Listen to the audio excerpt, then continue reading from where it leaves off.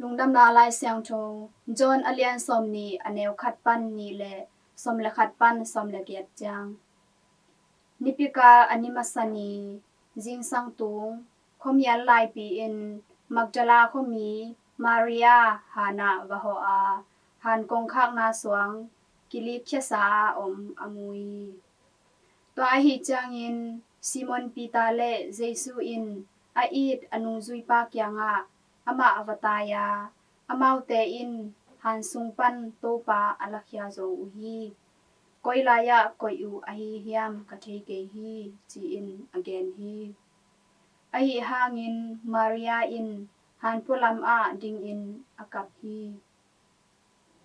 aka komin konsuk in han sung ena puan pak sil van tung mini Jesu luang akisial namun anukhunga khat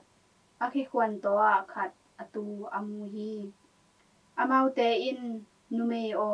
bahangin kapna hiam chi in adong uhi Maria in katopa lakhia mang a koih ahih hiam thei hi achi hi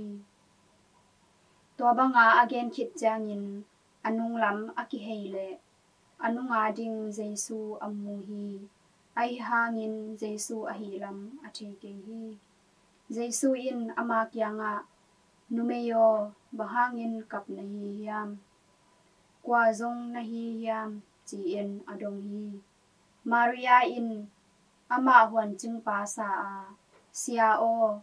ama na puak khiat mang ahih le na koih na kiangah honggenin keima in kavala ding hi achi hi Jesu in Maria o chi in sama Maria ki hei in Hebrew kam in Rabboni o chi in adong hi Rabboni akhiat na in sia achi na ahih hi Jesu in ama kiangah honglen ke in bahang hiam chi le kapa kiangah kaka to nai ke hi ahih zongin kasangamte kiangah vapai in la kapa ahih nungzuipipa kapasian ahih nungzuipasian kiangah kaka to ding thu Amaute kiangah vahil in chi in asor hi Magdala khumi Mary zong vapai a keima in Topa kamukhin hi chi in anungzuite kiangah agena Jesu in ama tunga again thu hempeu Amaute ako hi in Topa Lungdamna Laisiangtho ahih hi Kristu Topa nang tunga phanna ta hen